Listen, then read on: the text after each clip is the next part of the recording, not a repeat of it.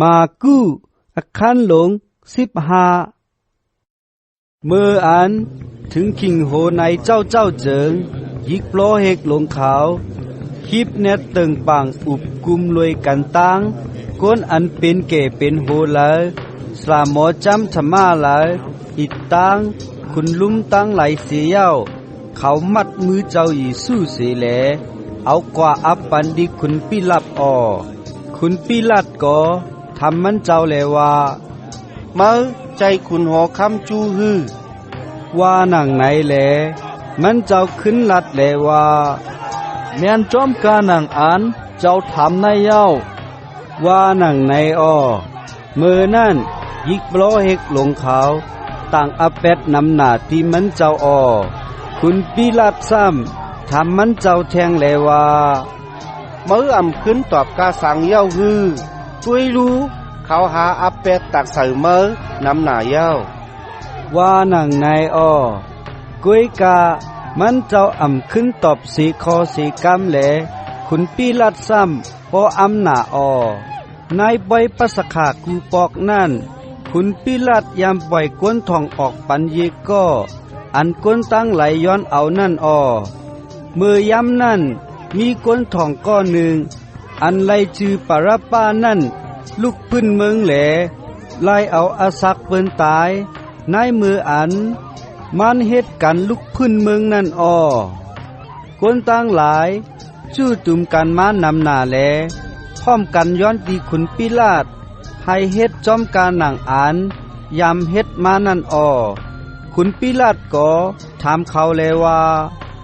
สู้ใครให้เกาปล่อยรอดคุณหัวคำจูนั่นฮือว่าหนังไหนนั่นเปออ่านขุนนั่นหู้ลองอ่านยิกปลอเฮกหลงเจอนั่นยินจังมันเจ้าหน้าลงลางแหลจังเอามันเจ้าอับเจอหนังนั้นนั่นเมื่อนั่นยิกปลอเฮกหลงเจอนั่นตึกซนหมู่ก้นตั้งหลายให้ย้อนขุนปิลาตปล่อยปราป้ากวยปันตีเขาขุนปิลาตจางทำตีหมู่ก้นแลว่าโอเป็นนายเจิงตีก็อ่านสู่ห้องเฮกว่าคุณหอคำจูในเกาตักลายเฮ็ดเจ้าหนังหือว่าหนังนายเขาขึ้นเป่าแสนแหลลัดว่าเอามันจับจับไว้กระเดินเสาไม่ว่ามือเสกำพาว่าหนังนายคุณปิลัดซ้ำทำแทงแลว่ากอบสางมันเฮ็ดแมนอาแปดกาสางว่าหนังไหนสีก็เขายิงแค้นเป่าแสนแห้งหน้าแหลลัดว่าเอามันตกจับไว้กระเดินเสาไม่ว่ามือเสกำพาว่าหนังนายคุณปิลัดก็นางคือหมู่ก้นตั้งหลายตัดเปี่ยใจเจิงปล่อยรถปราป้าปันปุนเขาเย้าจางป้อเย็นเจ้าหยีสู้เสแลเอาอับปานให้เขาไล่ตอกจับกันเนอเสาไม่ว่ามือนั่นเสียมือนั่นก้นซึกเขาเอาเจ้าหยีสู้กว่ากันในตับอันมีในปังวังหอนั่นเสียเย้าห้องเอาก้นซึกตั้งหมดมาจู้ตุ่มกันเขาเอาเสื้อเย้าแหลงกามพื้นหนึ่งนุ่งไหมปันมันเจ้าแหลเอาเคอน้ำสารเฮ็ดเป็นขุยสลับผูเสซุปใส่ตีโหมันเจ้าไว้นั่นเขาอ่อนกันเฮ็ดห่างรูสีโกยามตีมันเจ้าแหลลัดว่าคุณหอคำจูตีข้าเว้ยให้เจ้าห้องอาศัยยืนยาวเสกำเลยตีข้าว่าหนังนายเขาเอาค้อนไม้ป้อเย็นโหมันเจ้าผมน้ำไหลใส่มันเจ้าเสียเย้าคุกเข่าแหลอ่อนกันกลมโหก้อมโหปันตีมันเจ้าลื่นสีเขาเฮ็ดแปดขู่เย้านั่นเขาถอดเอาเสื้อเย้าแหลงกับนั่นสีแหลขึ้นนุงปันโคนุงมันเจ้าสีเย้าจางเขาเอามันเจ้าออกกว่าให้ไล่ตอกตายกันเนือเสาไม่ว่ามือสีในเขาตั้งนั่นเขาหบทบก้นก้อหนึ่งชื่อซิโมนอันลูกสีกะตีวันนอกเขาเวงมาอยู่นั่นแหละก้นซึกขาวเต็กเงี้ยนให้มันแมกเสาไม่ว่ามือ เจ้าเยซูซีโมนนั่นเป็นคนเมืองกุเรเนแลเป็นปออเลกซานดราอิตังรูผู้เขาเอามันเจ้ากว่ากะตีลอยก็ลากก็ท่าอันปองว่ากว้างกวักโหนั่นเย้าจางกะตีนั้นเขาเอาน้ำหมักจะปิดสมล้อกันตั้งมู่รันตึกปันมันเจ้ากินกวยกามันเจ้าอ่ำกินเขาเอามันเจ้าตอกใส่กันเนอสาวไม้ว่ามือเย้าจางเอาโคนุงมันเจ้านั่นตกจากกอกเมียงกันผู้ไหลตักไหลผืนไหลนั่นขิงอันเขาตอกมันเจ้าไว้กันเนอสาวไม้นั่นเป็นขิงกลางในเกามองลิกอันผุยเนอแปดมันเจ้านั่นว่าไหนจ้ำคุณหอคำจูว่าหนังไหนก้นจนสองก้อกเขาเอาตอกไว้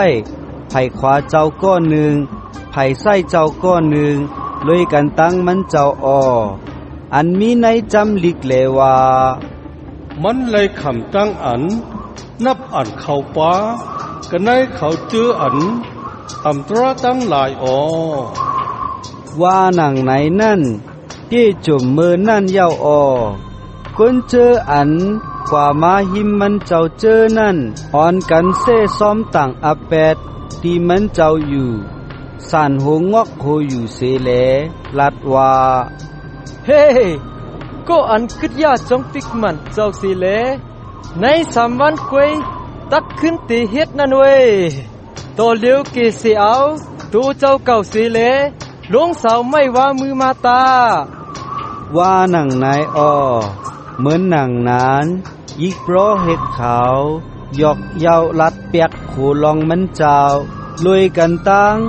สราหมอจำธรรมาเจอนั่นแลว่ามันช็อตเอาเปิ้นไล่ว่าไหนเย้าตูเจ้าเก่าอ่ำช็อตเอาตูเจ้าเก่าไล่ให้เจ้าเกรกคุณหอคำจูลงเสาไม้ว่ามือมาต่อเหลียวในตาเขาตักอ่อนกันอยู่มัดมันว่าหนังไหนคนสองก็อันไล่คำตอกไว้กันเนือเสาไม้ว่ามือลุยกันตั้งมันเจ้านั่นก่อเซ่ซ้อมต่างอาแปดมันเจ้าเมื่อถึงขิงกลางวันเต็งเจอกลางวันรับสิ่งพิษกว่าตั้งเมืองถึง3 ม่วงเมื่อถึงขิง3 ม่วงไว้วันเจิงเจ้าเยซูเฮ็ดเสียงอันใหญ่นาห้องแสนเลว่าเอลีเอลีลามาสปัสนีว่าหนังไหนความอันมันเจ้าว่านั่นปองว่าพระเก่าข้าพระเก่าข้าก็เปิดเจ้าหนังหือแลจนแปดเก่าข้าเจ้าหนังหือตีข้าว่าหนังไหนคนอันจุกอยู่ตีหิมนั่นกำพองงินแหลลัดว่า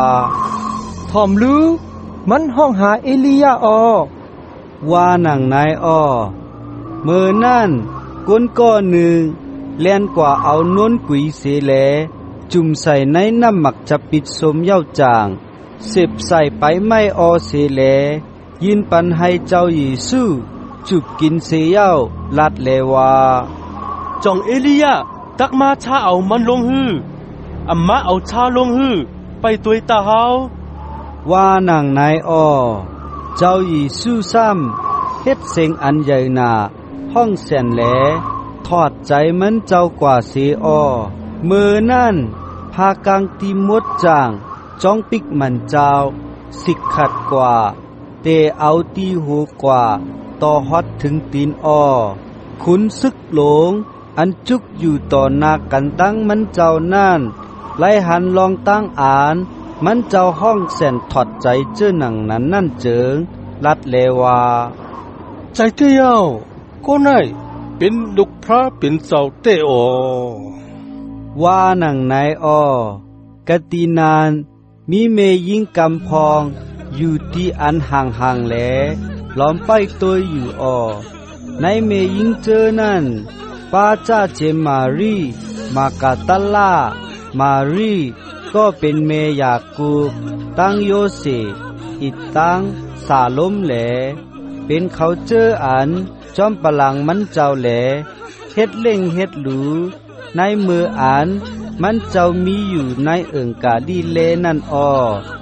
แม่ยิ่งต่างก็นำหน้าอันจอมมันเจ้าเสแหลมาหอดมาถึงที่เวงเยรูซาเล็มเจอนั่นก่อปากาตีนั่นอ้อมืออ่านฮอดถึงขิงโหคามในวันอันแม่แฮนทานั่นเป็นวันผิดศีลหลงกวนจูเขานั่นเจิงโยเซฟกวนเวงอาริมาเซก็เป็นคุณลุ่มแหลมีสเรเป็นกวนอันมุงทามองทามึงพระเป็นเจ้านั่นไว้ใจหัดหันเสแลเข้าจูดีขุนปิลาตแลย้อนตัวไตเจ้าเยซูออขุนปิลาตไล่ยินลองอ่านต่อเลียวในเจ้าเยซูตายยาวว่าในนั่นอำนาจลงหลังเสียยาวห้องขุนซึกลงนั่นมาแหลถามว่ามันตายหึงเย้าฮื้อว่านังนายอ้อเมื่ออันมันไล่ยินความขุนซึกลงว่ามันเจ้าไตเต้เย้านั่นเจอเอาตัวไตมันเจ้าอัปปันติโยเซฟอ้อโยเซฟก็